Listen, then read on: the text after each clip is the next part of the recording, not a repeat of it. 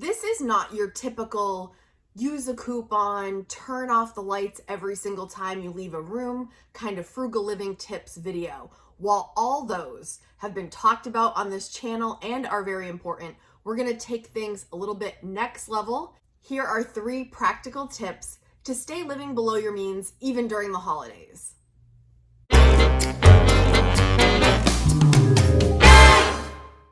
Number 1, don't add chaos to your home. I'm a huge believer that your home should be your sanctuary. It should be the place that when you walk in the door, you can feel relief. You don't have to walk on eggshells. You can be yourself and you can relax. And so when thinking about the holidays, right? Like the holidays can conjure up, hopefully, happy, cozy, excited vibes. But for some, it feels chaotic and stressful, right? So when thinking about gifting, decorating, gatherings, like all the things that are involved with the holidays, commit to not adding chaos to your home. Here's an example. I had a family member that asked if my son had a certain gaming console system and would it be okay to kind of get that for him for Christmas. And the truth is, listen, I'm not a fun squasher. I'm not, but I don't really want that in my home yet. My son's 10. I'm sure tons of people have gaming systems at age 10, but right now he is super happy with using his iPad and playing Roblox. That's his favorite thing. If you got him a Robux gift card, woohoo, he's through the roof. He loves it. And we already have it. It's on his iPad and it brings him lots of joy and happiness, right? So to get a gaming console, that would add a new level of chaos to my home because, and this might be a very unpopular opinion, or you might be on board with my way of thinking, I don't want him in that kind of phase yet where he's in a room playing games and I can't get his attention, and it's just one more layer of chaos that I'm not ready to have in the house, and he is not asking for it yet. If it got to a point where he was like, Mom, I really want this gaming system and, can I please get that? And he was into it. He was like really asking for this kind of thing in our home.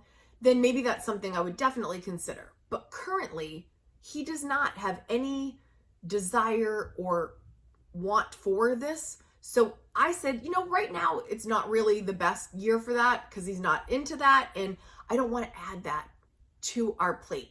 Then we have to purchase more games. Then it's something else to distract in a world that we are already so distracted with. So the answer to that right now was not right now, maybe later.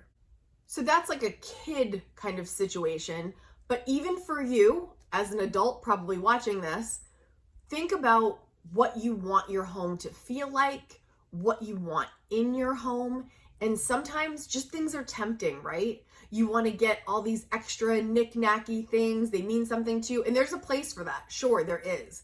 But the big picture here that I am trying to convey is sometimes things cost a lot of money. And the more we accumulate, it actually works in reverse. It's actually not going to bring you joy because then you have to take care of the thing. You have to find space for the thing. You have to maintain the thing.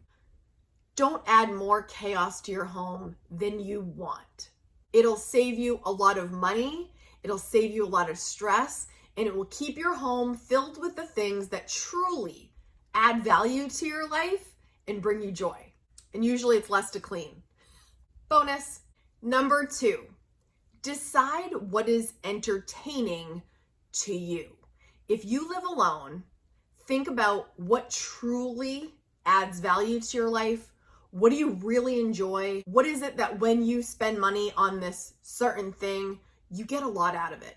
It makes you happy, you had fun, whatever it is. And then try to direct your entertainment budget toward those things and do less of the things that bring you less value. If you have a bigger family in your home, or you have a husband, a wife, children, whoever you've got in your home, talk about it together and decide, where does this money give us the most bang for our buck? Do you guys really love going to dinner? Is that top priority for you?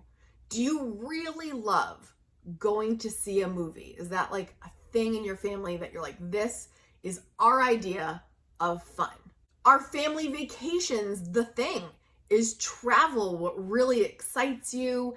And that is where you want to put your money, because that's going to bring you the most memories. It's going to thrill you more than any pair of shoes would. Or if it's not that, what is it? What's truly entertaining for you and for your family? And what are the things that you're spending on currently that you really don't need to do?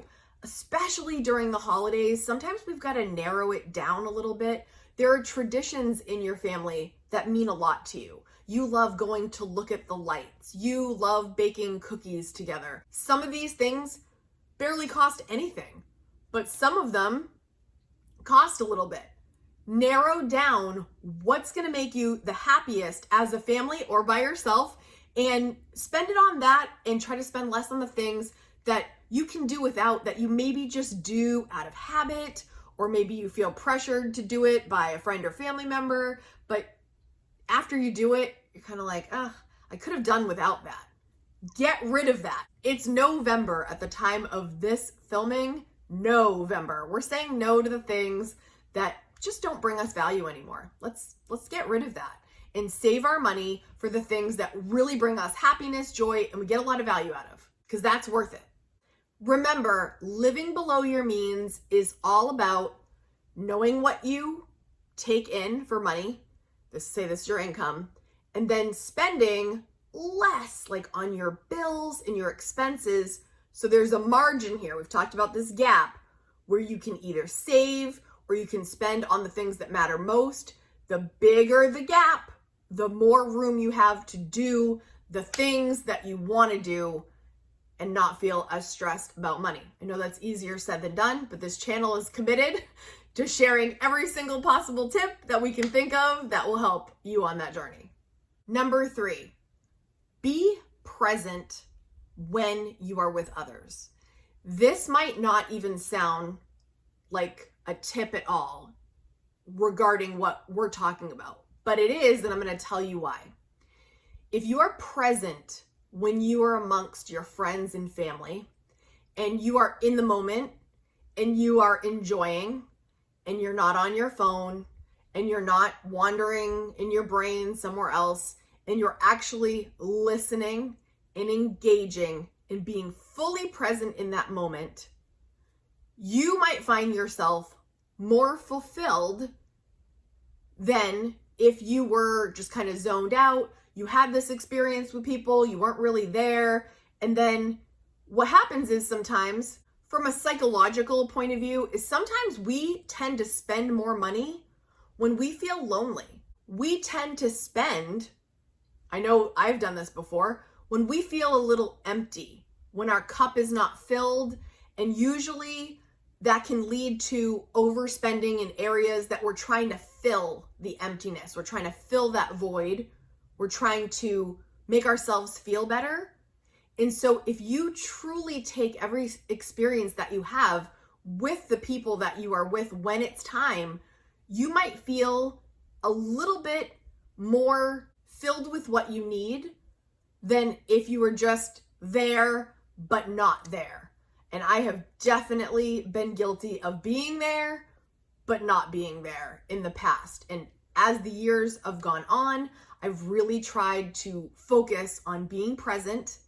And that, in my mind, again, leads to a little bit of a better experience, of course, actually a lot better experience when you're actually engaged and there than being half there. And then later on, just feeling like you're still missing something because you weren't there, you weren't engaging. You didn't give it all you had.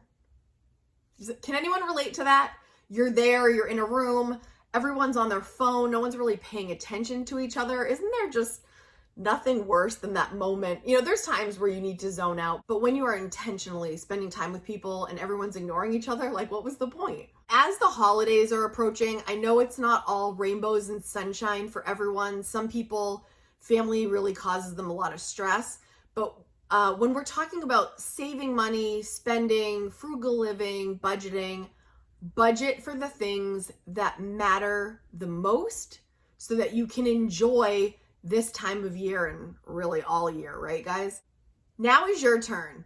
Leave a tip below in the comments. Even if you don't think it directly sounds like a money-saving tip, what's something that helps you live below your means? Maybe something you think about, maybe something you do that maybe isn't even that common. Let us know in the comments so we can read through that and get some more ideas so that we can live below our means, even during the holidays. If you like this kind of content, be sure to hit the like button and hit subscribe so you never miss a video. I make videos every single Friday, and I hope to see you next week. Next, if you liked this video, I'm gonna leave another one for you right here to click on next so you can get more practical advice for living below your means.